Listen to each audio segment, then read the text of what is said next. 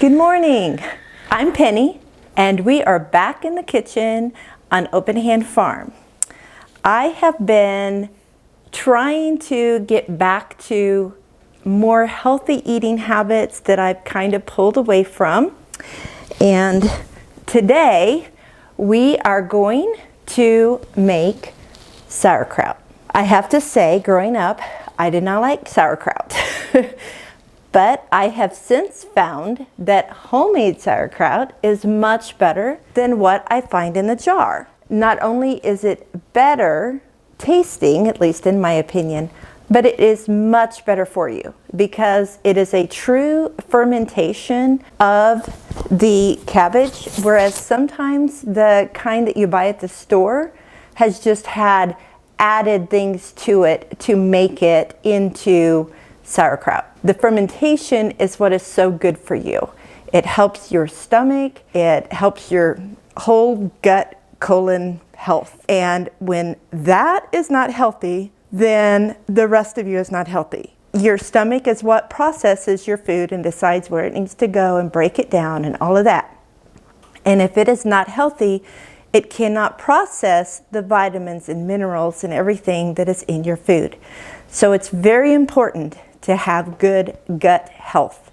I am not a doctor, but I know that I feel better when I am eating foods that are healthy for my gut.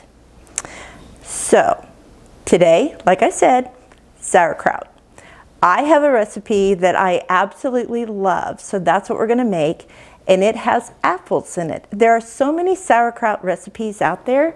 You should go look some up. It's very easy to make, and it will last in your refrigerator for months. So let's get started. The first thing we need on our recipe is a head of cabbage. I know I have mentioned in some of my videos that I order from a company called Azure Standard, and I've never ordered produce, but I went ahead and ordered some cabbages to make coleslaw with. And they are beautiful. I am not disappointed at all. I'm gonna cut this in half. And you can see the core that's kind of a triangular thing. I'm just gonna cut that out because it is very hard. Now you can use it, but I'm gonna cut it out. Most sauerkrauts are shredded. So you would sit and shred your cabbage, or you could put it in a food processor and shred it that way. But I don't like sauerkraut to be really fine like this. So I'm gonna show you what I do. I just cut this into sections and just very thinly chop it up. And if it's not extremely thin, that's fine too. I don't care. I like to be able to use a fork and just really get a good bite when I'm eating it. This is how I like mine to be. Just gonna throw it over here into the bowl and keep on going. My grandmother used to cut up coleslaw. She always wore a dress, and the dress would make kind of like a little table in her lap, and she'd set her bowl on her lap and take a little paring knife and cut it so tiny. Everybody loved her coleslaw.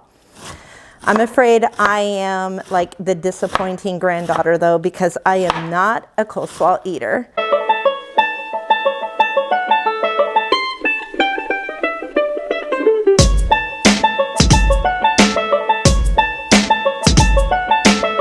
I am a firm believer in if you're going to make one batch of something and it's going to take this much time, you might as well make two. So here we go. I know that this seems like a lot of cabbage. Well, I'm going to show you what the next step is and how it drastically changes the amount of cabbage we have here. In order for cabbage or anything that you are fermenting to ferment, it has to be in a brine, which is a salt water. We're going to take sea salt and we're going to use 2 tablespoons of this, only I'm doing a double batch. So we need 4. So we have 1, 2, 3, 4. 4 tablespoons of salt. Now, for 5 minutes, we're going to massage this salt into the cabbage.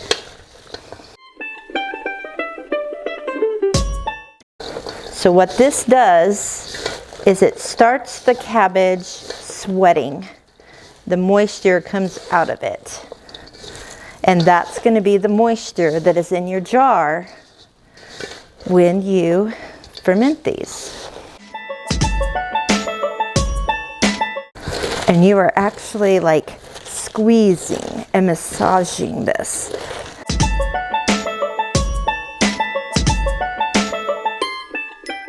And I know somebody's thinking it. I'll just go to the store and pick up a jar and buy it. You guys, you have to work for good food sometimes. It's a thing.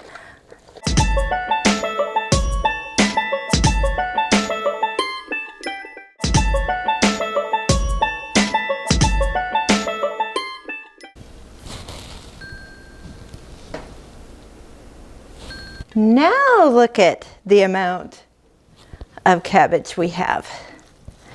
It absorbs the salt, it releases the water, and it makes the cabbage softer. So now that we have infused the salt into the cabbage, we're going to set it aside for another 15 to 20 minutes. While that is setting, we're going to go ahead and finish up the rest of the items that need to go in it. Because I don't like the shredded cabbage, I also don't like the shredded apple. So these are just some little apples. I usually use bigger apples, but I had these on hand that just need to be used, so I'm using them. And I'm just going to cut them off the core. They're so little, I don't want to mess with trying to core them and everything.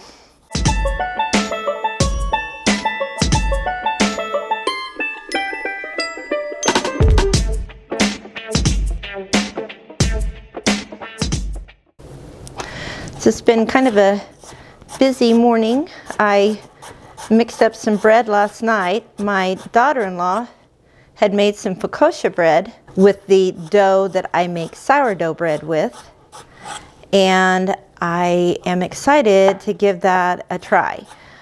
She put rosemary in it, which I have plenty of rosemary.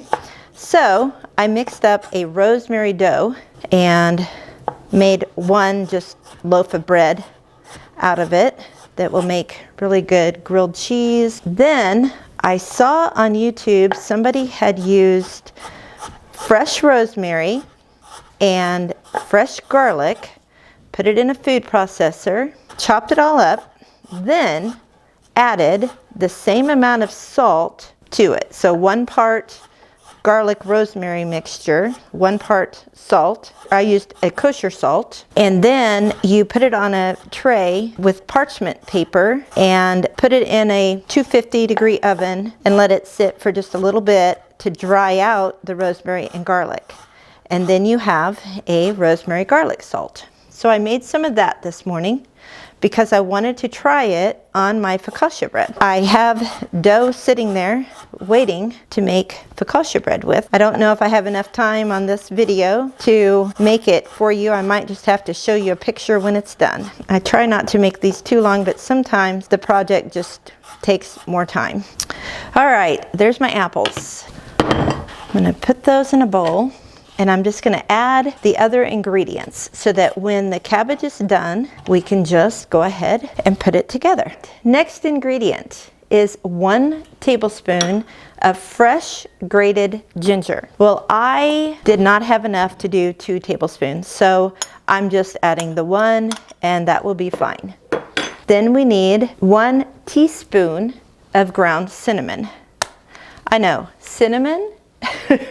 Cinnamon? Yes, exact. Cinnamon is great for you also.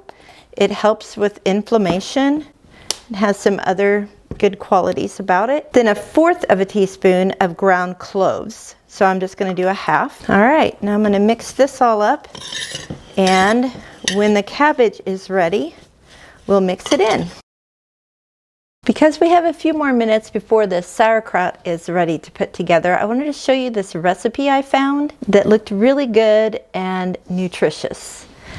It's a garbanzo bean soup, and it's supposed to be a vegan recipe, except that I am not using vegetable broth. I'm using some of my homemade chicken broth. The first thing you need to do is take 1 can of garbanzo beans with the juice and blend it together. So I'm just going to use my emulsion blender.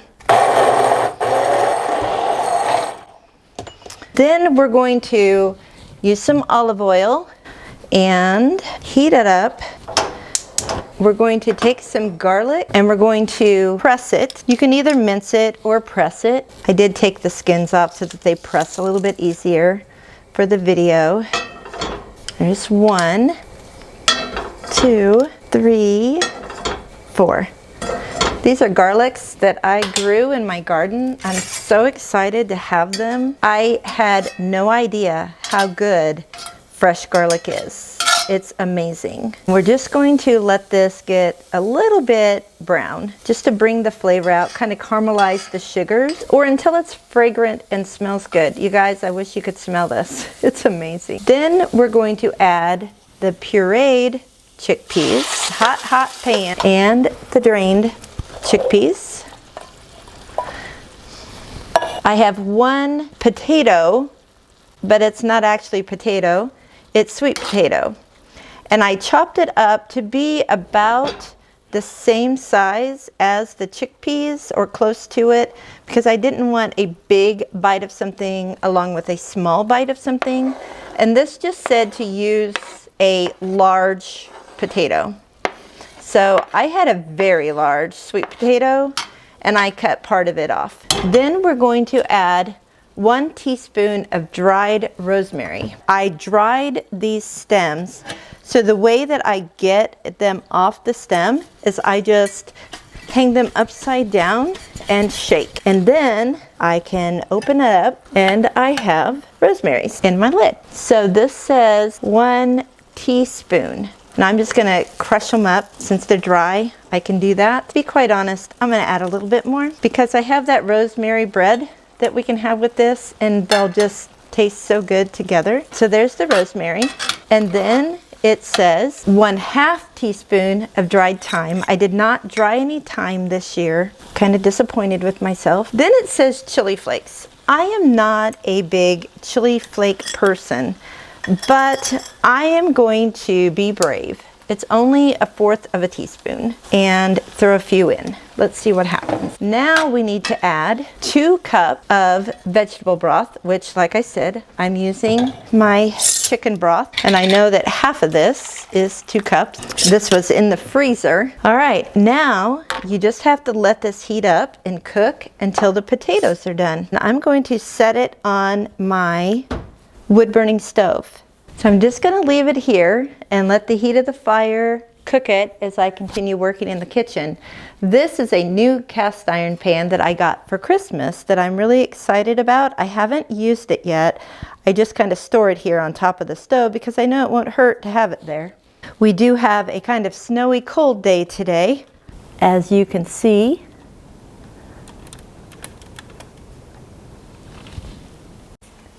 Okay, our time is up on the cabbage, and it's even lower than it was when we left it earlier.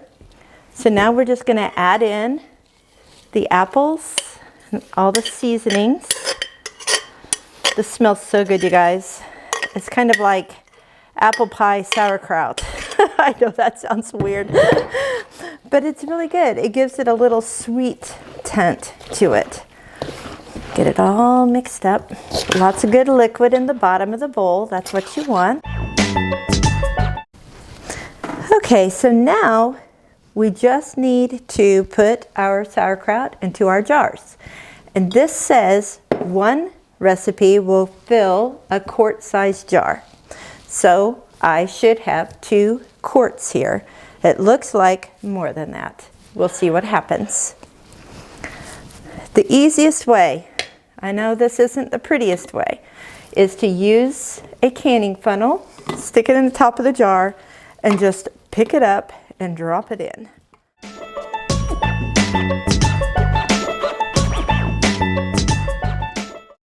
All right, now you might say, yep, that one's full, but it's not. And that's the key. You need to pound it down, press it down as hard as you can. And see that liquid? So let's add some more.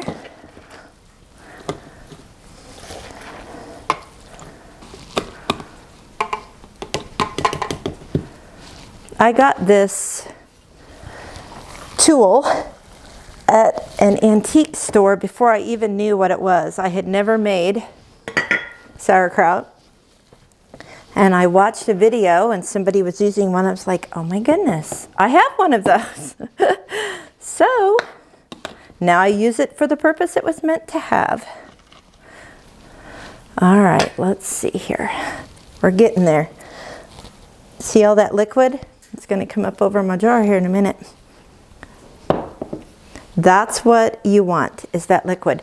But notice how when I'm not pushing, it goes back down in. When I push, it comes all the way up to the very top here. Can you see that? So what you want to do, actually I'm going to put a little bit more in there. Those were kind of big. One of those anyway was a very big head of cabbage. So okay, I'm going to have to push this down further, but I don't want that to go all over my counter. All right, so I'm still getting juices all the way to the top when I press. I'm going to go ahead and use my fingers and press, because sometimes around these little, the top of the jar, because it's kind of rounded down, you can fit more in there. Okay, so I have that pretty deep and pretty hard pressed. So now what I'm going to do, what you can do is, I saved a couple of the cabbage leaves. So you can put these around this like a lid, kind of close it off. And that can be your lid. As long as there's liquid up around the top, that can keep your cabbage down in there. Now sometimes it likes to soak up and end up pushing this kind of up, and then this gets rotten, and maybe some of this does. So what I like to do is, I got these little glass weights. I got them at Amazon. I'll link them below. You just set it in there, and I am going to make a mess. Push it down in there, and it holds that down, and you've got all this liquid up here. No problem. Nothing is going to get rotten because it's all under liquid. When you are fermenting your sauerkraut, you have to let it sit out on the kitchen counter or in a dark spot for a few days. When you are doing that and you put the cabbage on there, it has space for the bubbling air, because this will bubble. That is what the fermentation will do. It will come alive, which is why it's so good for you, because you're eating something that is alive and it's feeding your body. The bubbling will come up, and maybe some of this liquid will come out. So you always want to set it on a plate or in a bowl or something. If you want to put a lid on it, like if you want to put something heavy on it and then put a lid on it, you want to leave the lid loose. And then every day you want to open that lid up and let any gases escape and then put it back on. Well, I don't have time for that. And I know I have so many things going on. I know people probably have questions about some of the stuff over there on my sink. That's a whole nother day. I found these. They're fermentation airlock lids for wide mouth jars. So you take it out, and you'll see it has a little X cut in it, kind of like a baby bottle. That is where the air comes out. So you can put that on and then put a ring around it to just hold it in place. Again, put it on a plate or bowl. Anytime there's gases bubbling up, this will kind of make a little burping sound and that gas will come out. And you don't have to worry about it at all. It can just sit for however many days you need it to sit and be done. Let's see how much we fit in this one.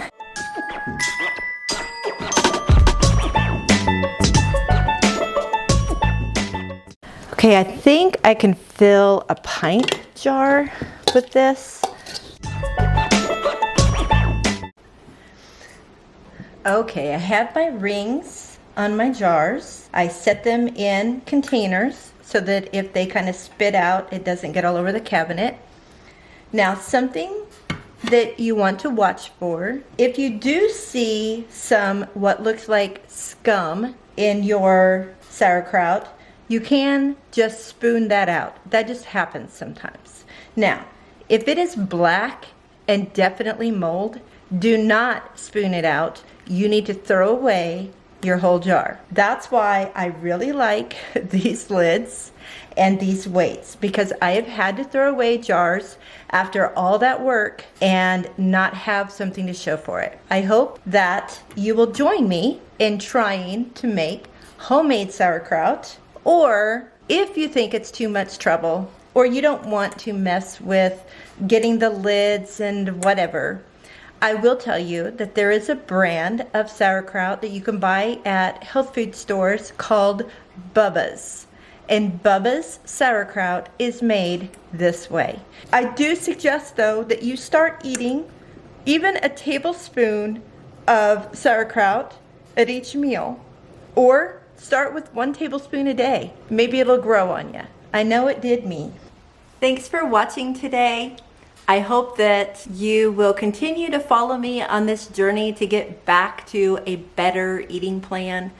I have so many things I want to show you. I'm wondering if I need to start having 2 videos a week just to get it out there. If you have questions or if you have suggestions of things that you would like me to show you that you have known me to make, or something that you heard someone else say and you want me to try it, I will. Leave me a message in the comments and I will do that. I'm always wanting to learn new ideas to be a healthier person. If you haven't subscribed, please do, and be sure and share. I know that for me, being on a healthy food journey is more fun when you have friends to do it with. So until next time, blessings to you and yours.